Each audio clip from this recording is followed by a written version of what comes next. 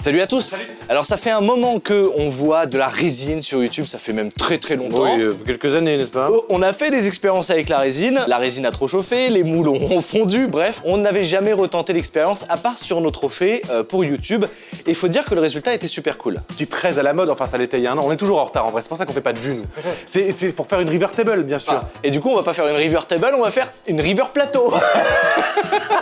En vrai, au début, moi je pensais qu'on allait faire une petite table basse. Et c'est vrai qu'Artus a raison, c'est plus original de faire un petit plateau parce qu'en plus, c'est un peu plus technique parce qu'il va falloir faire un rebord, va falloir faire des poignées en bois, Ça etc. change. Pour vous, c'est plus sympa quand même parce que vous avez l'habitude de voir des DIY un peu plus aboutis sur notre chaîne. Et c'est vrai que bon, simplement mettre 4 pieds et une planche, c'est un peu ballot. Oui, puis on vous a déjà proposé une table il y a quelques mois de ça, il y a moins de 2 mois. On va faire le plateau, la table, le lit, la chaise, le tabouret. On va faire tout l'intérieur d'une maison. Saison 3 des Frères Poulain, on vous fait tout le mobilier qui existe dans le monde. Non, puis de toute façon, vis-à-vis de la taille, c'est quand même plus facile à reproduire pour vous comme pour nous. Puis sur les petits DIY comme ça, on cherche toujours une petite originalité, un petit défi à se mettre. Moi, je me dis qu'on pourrait faire ça sans vis, avec des petits tourillons et de la colle. Ça pourrait être intéressant. Ouais, si, ça pourrait être intéressant. Allez, c'est parti, on y va. Cette vidéo est sponsorisée par NordPass. NordVPN, NordPass. Est-ce que vous voyez où je veux en venir? Le NordVPN, c'est le VPN du Nord et que NordPass, c'est le mot de passe du Nord? Ah, tu veux dire que NordVPN c'est un VPN et que NordPass c'est un gestionnaire de mots de passe? C'est pas ce que j'ai dit, mais c'est exactement là où je voulais en venir. Mais c'est ce que tu devais dire. Exactement. Dans le script. Alors en quoi ça consiste un gestionnaire de mots de passe, mesdames, messieurs? Eh bien, ça permet de stocker tous vos divers mots de passe avec un chiffrement et un mot de passe maître qui vous permet d'accéder à votre coffre-fort numérique. Ce coffre-fort numérique, il est évidemment ultra sécurisé puisque vous avez carrément des équipes qui sont chargées, c'est leur métier de sécuriser l'intégralité de ce que vous allez mettre dedans. Donc il y a évidemment des mots de passe avec NordPass, mais vous pouvez aussi mettre vos numéros de carte bleue, vos numéros de sécu. Et comme tout est chiffré avec des niveaux de sécurité absolument incroyables, même si quelqu'un arrive à choper quelque chose chez vous ou autre, il ne pourra jamais lire ces données parce que tout est protégé par votre giga mot de passe maître qui est le seul que vous avez à retenir dans votre tête et vous pouvez faire un mot de passe de 18 caractères, 24 caractères qui débloque tout le reste. Et tout l'intérêt d'avoir un gestionnaire de mots de passe, c'est que ça ne fait pas que stocker vos mots de passe, il y a plein d'autres fonctionnalités, telles que par exemple la vérification des mots de passe corrompus. Ça veut dire que si vous vous faites pirater votre mot de passe sur un site internet parce qu'il a été piraté, NordPass vous prévient immédiatement et vous dit pouf, est-ce que vous voulez modifier votre mot de passe parce qu'il est possiblement corrompu, il faut le faire dès maintenant. Fonctionnalité ultra pratique que vous n'avez pas quand vous avez vos mots de passe dans la tête. Vous pouvez aussi avoir le générateur de mots de passe qui vient pour vous créer un mot de passe qui est super complexe. Et comme en plus il est sauvegardé dans NordPass, bah, c'est pas très grave si vous en souvenez plus puisque c'est NordPass qui s'occupe de gérer vos mots de passe. À titre personnel, Artus et moi, ça fait des années qu'on utilise des gestionnaires de mots de passe. On en utilise encore aujourd'hui et on conseille à tous les gens de notre entourage de le faire. Et pour le coup, là, c'est vraiment pas NordPass qui nous demande de vous le dire, c'est vraiment un conseil qu'on vous donne à titre personnel. C'est une véritable alternative de sécurité supplémentaire pour l'intégralité de vos données. Et puis, comme tous vos mots de passe sont gérés par cette solution, vous pouvez y accéder sur vos différents appareils. Et si toutefois vous voulez partager votre mot de passe, eh bien vous pouvez l'effectuer directement depuis l'application plutôt que d'utiliser un moyen non sécurisé tel qu'un email. Si je me rends dans un cybercafé en voyage ou dans un lodge d'hôtel par exemple, et que j'ai un ordinateur et que j'ai besoin d'accéder à plein de sites dont je me souviens pas des mots de passe, je peux aller sur NordPass, récupérer mes mots de passe de manière sécurisée et ensuite tout refermer et tout chiffrer sans que personne puisse y accéder sur l'ordinateur public. Et comme toujours, tous les liens sont dans la description et en plus en ce moment c'est le Cybermonth Deal. Donc si on a piqué votre curiosité, foncez avec le code Poulain, vous avez 50% de réduction sur le plan premium de 2 ans et vous gagnerez en plus 4 mois gratuits. Code Poulain, tout est dans la description, c'est parti pour la suite de la vidéo, merci à NordPass. Et les gestionnaires de mots de passe, c'est de la balle. Allez voir. C'est vrai.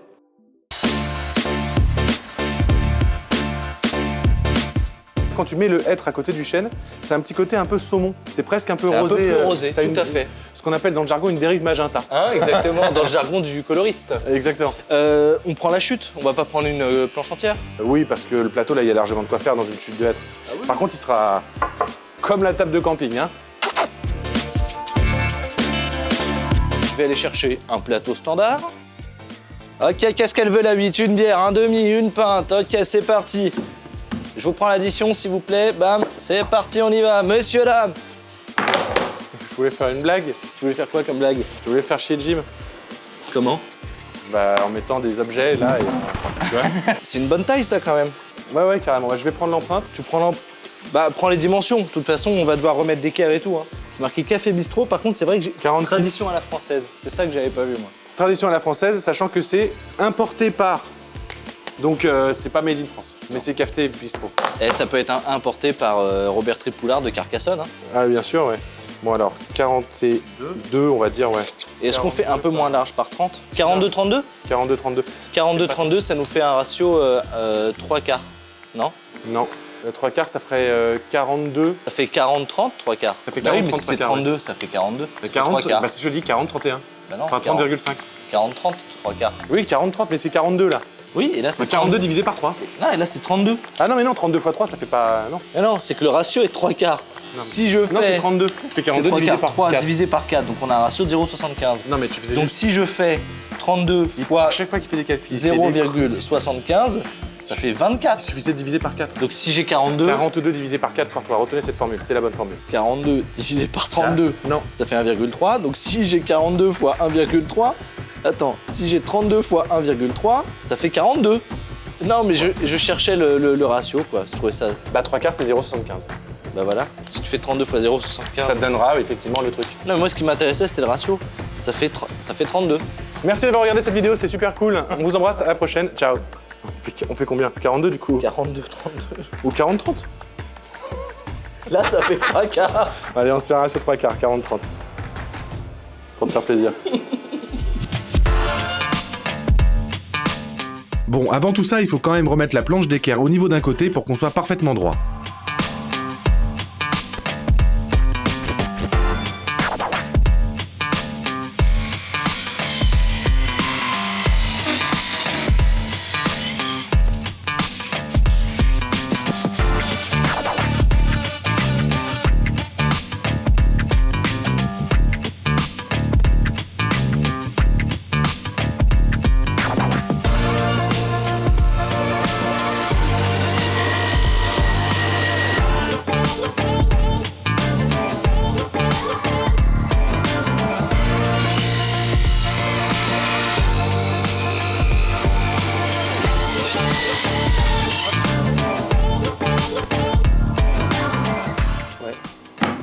On fait un petit topo. Tout à fait. Petit topo de. On a découpé la planche. Voilà. Non, parce que les gens savent pas ce qu'on va faire avec la planche. Donc, on a découpé le plateau, il va falloir ensuite découper tous les bords avec les poignées, mais on a eu une petite idée qui n'était pas du tout prévue à la base. Là, ce qu'on va essayer de faire, c'est de profiter de la transparence de la résine pour donner l'impression que le plateau est coupé en deux de manière super nette. Donc on va venir effectuer une découpe en diagonale comme ça sur la planche de bois. On viendra séparer les deux planches et remplir le centre de résine. Et là où ça va être intéressant, c'est qu'on va essayer de faire continuer la résine sur le rebord du plateau pour vraiment donner l'impression, quand on tient le plateau en main, Qu'on a deux parties qui sont ensemble, tenues par une espèce de Sans colle sa- transparente. sans savoir pourquoi. Non, justement, tu ne dis pas qu'il y a de la colle, tu te dis « What? Is that magnetical? Non, Magnetical? t'es pas teubé, tu vois bien qu'il y a une tranche transparente au milieu. Bah oui, c'est transparent, justement. Si c'est transparent, tu fais « What? Is that magnetical? » Non, mais t'es pas bête, tu vois bien qu'il y a une tranche translucide au milieu. Mais tu vois que c'est translucide, mais tu fais « What? What the fuck is that? » Vous avez compris, quoi. L'idée, c'est pas de se dire quelque chose, c'est que c'est deux parties qui flottent. Je réexplique. Donc, Ok, vas-y, fais les c'est bords. reparti. Allez hop, vas-y, tu l'avais comme ça, on y va. On doit terminer le plateau avec les rebords avant de faire la découpe pour couler la résine.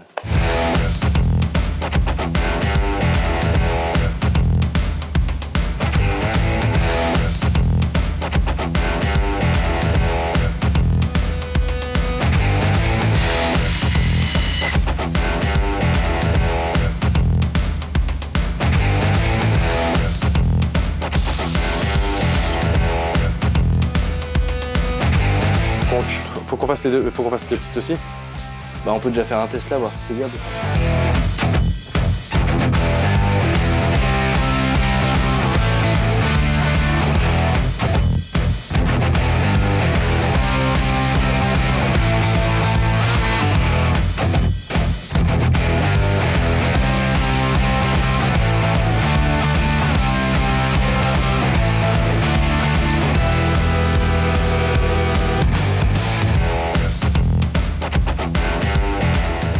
Bien qu'on ait vérifié au rapporteur électronique que tout allait bien, on se permet quand même de vérifier que les angles rentrent bien ensemble. Une fois que tout est validé, il ne nous reste maintenant plus que les deux autres côtés à faire.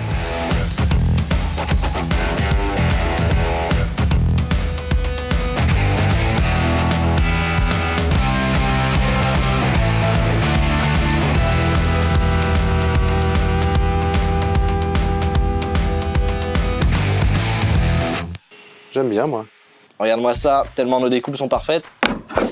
Ok, On a fait toutes les découpes et franchement on est plutôt content. C'est la première fois qu'on essaie des découpes de précision avec l'acier anglais sur batterie Ryobi. C'est très bien, ça marche. Et ça fait longtemps qu'on l'a pourtant. Hein. Mais oui, mais on l'utilise pas beaucoup. Là, on l'a utilisé. Mais là franchement, alors il nous manque un demi-millimètre là, donc il y a un petit jour, mais le reste, honnêtement, il n'y a rien à dire. De toute façon, il y aura toujours un petit coup de pâte à bois sur des choses comme ça, c'est pas bien grave, on s'y attendait. Alors on est conscient peut-être que les côtés peuvent faire un petit peu large, mais ça donne du style, je trouve que ça sort un peu de l'ordinaire. Et surtout maintenant, ce qu'il nous reste à faire, ça va être juste de coller les deux côtés ici du plateau de manière temporaire. Et ensuite, on pourra tout mettre sur l'acier sur table, découper ce plateau comme si on le détruisait. Et ensuite, retirer les côtés, faire l'ajout de résine au centre, l'ajout de résine sur les côtés et réassembler le tout. Bon, bah c'est parti, on passe à la suite.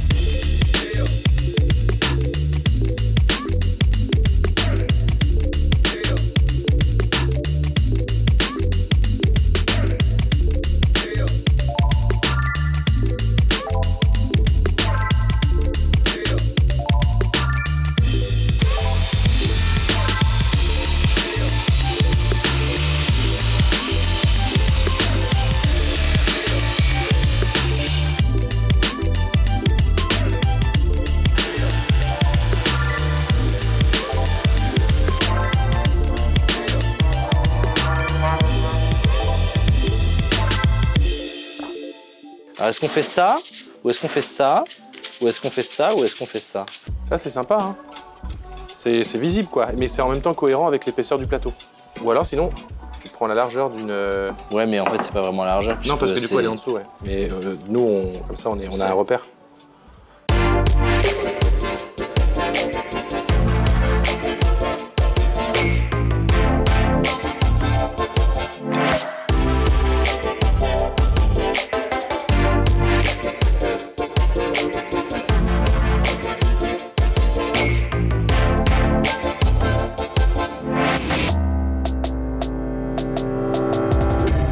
Oh, regarde, de l'orage. Au début du cinéma, vous avez de l'orage comme ça. Oh, un fantôme.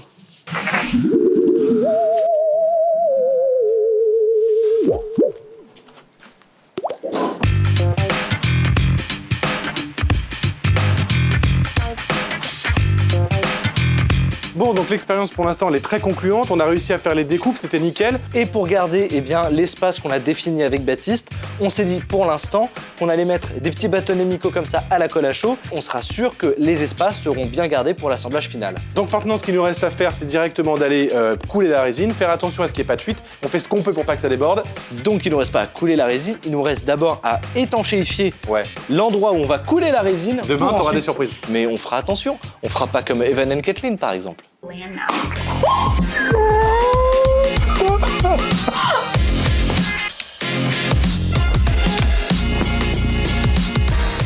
Allez, on passe maintenant à la découpe d'une feuille acrylique parce que ça nous permettra de faire exactement ce qu'on a dit, mais en plus on pourra le décoller très facilement. C'est l'outil parfait.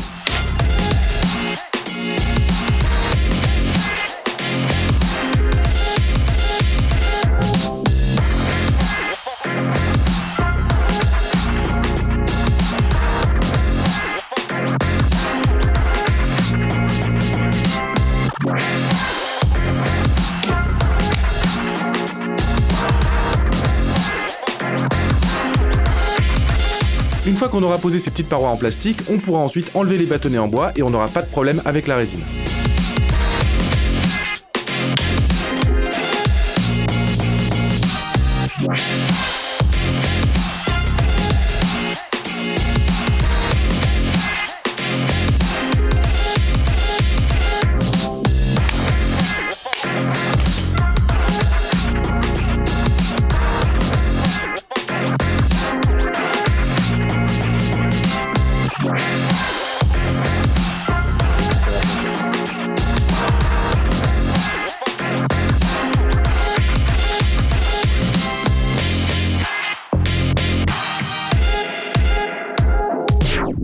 Il y a de la colle partout. Ouais, on y est allé à fond, on a vraiment essayé de tout faire au maximum pour qu'il y ait des joints de partout, avec parfois des gros amas de colle, mais ça c'est pas très grave parce que théoriquement, une fois que tout sera sec, on aura juste à enlever les petites parois en plastique qu'on a placées. C'est tellement collé qu'on dirait que cette planche n'a jamais été découpée. C'est parfaitement rigide. Et la seule inquiétude qu'on a, c'est que la colle à chaud soit un petit peu trop rentrée dans la fibre du bois et quand on viendra appliquer une finition, eh bien on aura toujours la différence parce que la fibre sera déjà saturée. Malgré tout, comme on va devoir poncer comme des brutes pour pouvoir avoir une résine bien lisse en enlevant les tensions de surface, etc., je pense qu'au final, ça enlèvera aussi le problème de la colle à chaud. On verra, mais faut pas tomber dans le piège d'avoir l'impression qu'on est à 50% du projet alors qu'en fait on en est qu'à 15% parce que ça va être la galère. La résine, c'est celle qu'on avait utilisée pour le wall mode, pour le ski ball et que maintenant on va utiliser pour ce projet-là et je pense qu'on aura encore un petit quart de résine pour un autre projet, un de ces quatre. Oui, c'est possible. Elle est juste là d'ailleurs. On vous la met en lien dans la description bien sûr, c'est celle qu'on utilise, elle est ultra pas chère, elle est faite en Allemagne.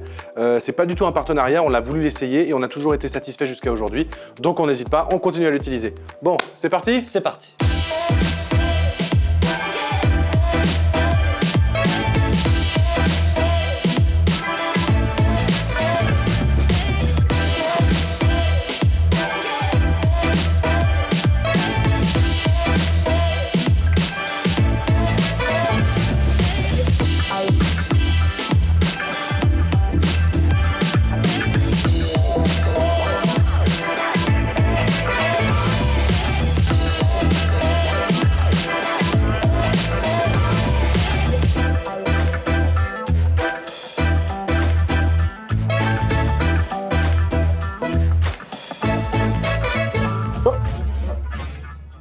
Putain.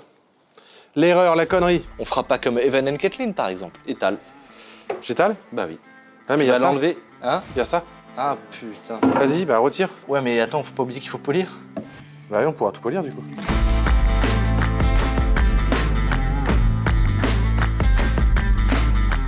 Bon, du coup, c'est le gros fail, j'ai tout renversé. Donc, ce qu'on va faire, c'est qu'on va recouvrir l'intégralité de la planche en époxy en espérant qu'on pourra rattraper les dégâts. Et après, on ira tout polir si on peut.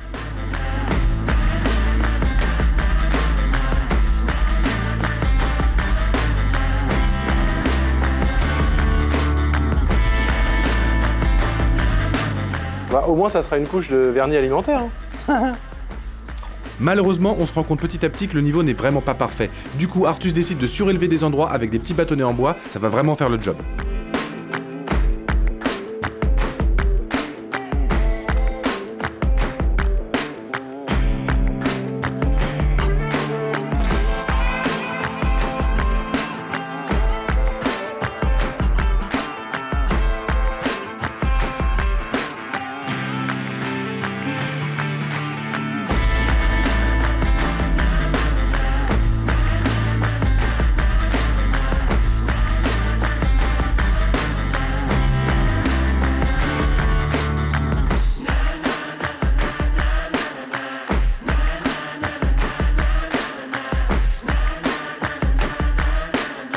Bon, on est 48 heures après, la Baptiste il est pas là, mais il s'est passé beaucoup de choses durant ces 48 heures. Quand on est parti de l'atelier, il devait être 20h, 21h et que la résine avait commencé à sécher pendant 2-3 heures. Avec la réaction exothermique, la résine elle chauffe, ça dépasse les 40, 50, 60 degrés, donc pour vous dire ça peut être vraiment chaud, ce qui fait que la colle à chaud, elle fond pas, mais par contre elle a eu tendance à ramollir. Donc on n'avait plus un bon maintien entre les deux planches, donc il a fallu qu'on agisse très vite parce que la résine était en train de sécher. On a fait quelque chose qui nous fait un peu mal au cœur, mais c'était la seule solution qu'on avait en tête, c'était de mettre 3 clous de chaque côté des deux planches et ensuite placer des pots de peinture pour être sûr de plaquer les planches contre l'établi et à ce moment-là les remettre à niveau entre elles et qu'une fois que ça soit sec, on n'a plus de problème justement sur la planche qui est un petit peu voilée. Donc malheureusement, c'est pas parfait, mais on a récupéré une grande partie du problème. Il a fallu ensuite faire une deuxième coulée parce que, un truc de fou, le bois a bu presque toute la résine. On avait carrément des zones où on voyait pas du tout que c'était brillant, on touchait même le bois. Donc, une fois que c'était bien sec, j'ai pu faire une deuxième coulée. Et là, on a eu un deuxième problème, c'est qu'on ne sait absolument pas pourquoi. On a un effet marbré qui est apparu sur la résine. C'est pas le cas sur les petites planches qui ont eu elles aussi une deuxième coulée. Donc, je sais pas ce qui s'est passé. Est-ce que c'est parce que, il y a encore un principe de réaction exothermique et que là, pour le coup, on dépassait très légèrement les limites de la résine, mais elle avait quand même séché plus de 24 heures. Ou alors, comme on n'a pas de plafond ici, il n'y a pas de la poussière, un produit qui s'est déposé et qui a fait une sorte de, d'effet. C'est un marbré opaque. Alors c'est pas gênant comme ça, vous voyez que ça brille bien, mais dès qu'on regarde de près, on remarque qu'il y a un problème. La seule solution que je vois, ça serait de poncer une petite couche de un demi-millimètre, voire un quart de millimètre, pour espérer que ce motif-là ne soit que sur la couche supérieure. Aujourd'hui, je vais refaire une dernière coulée de résine en espérant que demain, eh bien, on n'ait plus d'effet marbré. Et il y aura aussi les côtés là qui sont pas coupés qu'il faudra eh bien, couler dans la résine. Bref, il nous reste beaucoup de choses à faire, ça prend du temps, le projet il est super simple, mais évidemment à chaque fois il faut attendre que la résine sèche. Donc je m'y attelle tout de suite et on se retrouve quand tout aura séché avec de la résine comme il faut partout, muy caliente.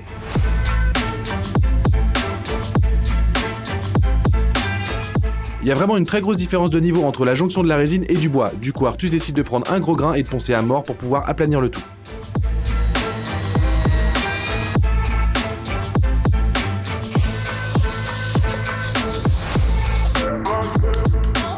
Il est temps maintenant de s'occuper des côtés, donc pour ça on retire l'acrylique et comme pour la base, il est temps de poncer.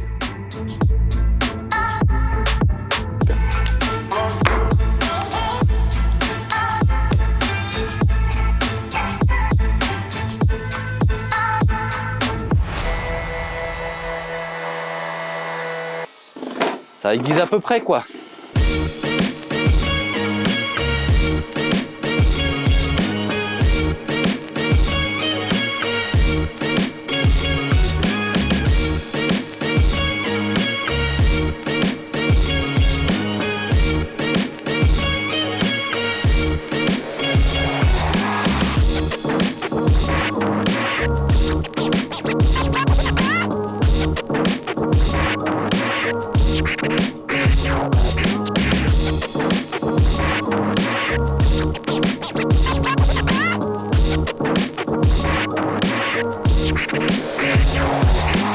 Elle est où la ficelle? Elle est là la ficelle? J'ai la ficelle? Hein? Ficelle. Ah, dans le truc à ficelle là-bas, porte de secours. Cherche une ficelle. C'est dur hein, parfois de voir son frère disparaître dans les larmes de la folie. J'ai l'impression qu'il a fait une anesthésie même s'il n'en a pas fait une.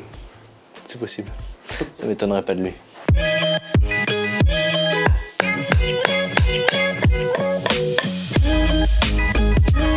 On décide de suspendre les côtés pour pouvoir appliquer la résine de la manière la plus facile et la plus homogène possible.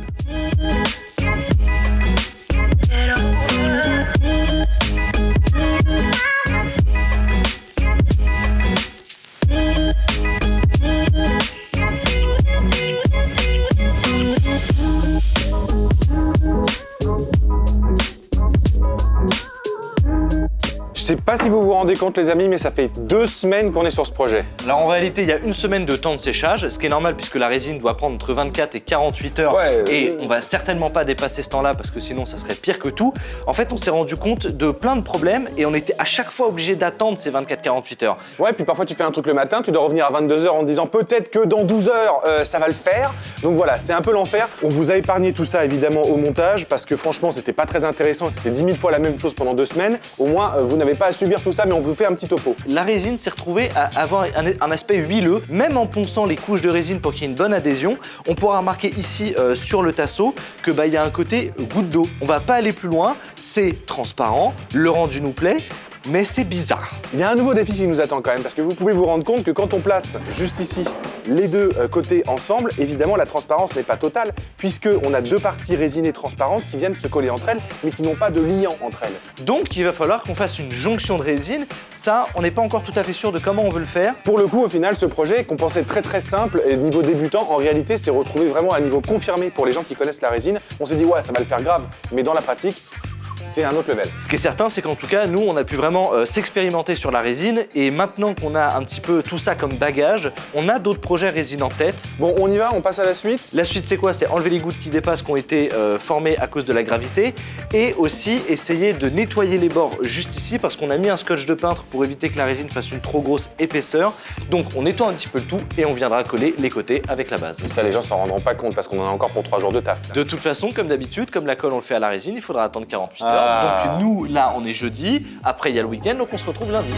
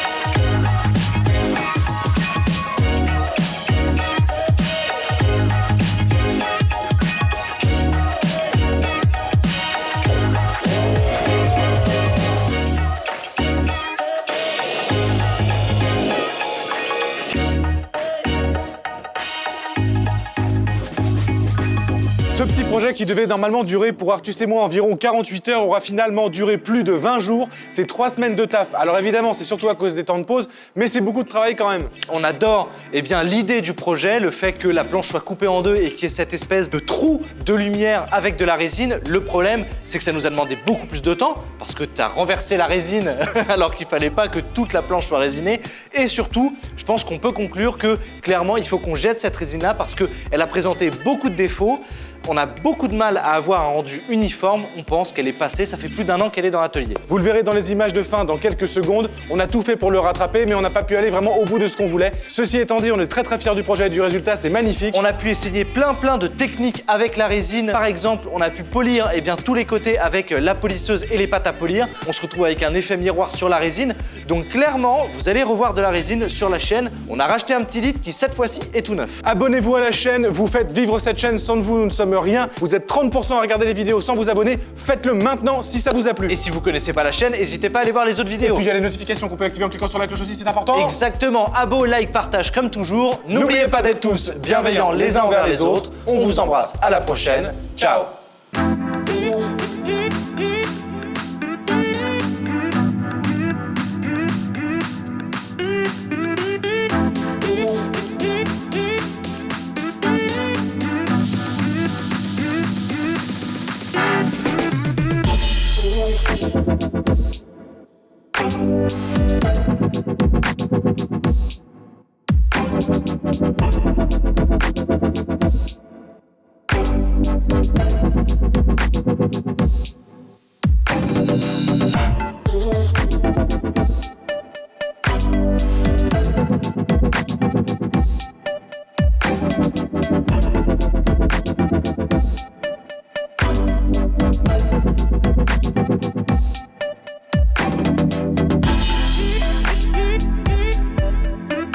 La table, on l'avait faite en 3 jours, on aurait pu la faire en 4 heures. Là, bon, on va le faire avec les machines, quoi. C'était pas très intéressant, c'était en trop. Ouais. Maintenant, je sais que Jim, il met au montage, à la fin, la petite pastillas pour faire la statistique des YouTubers.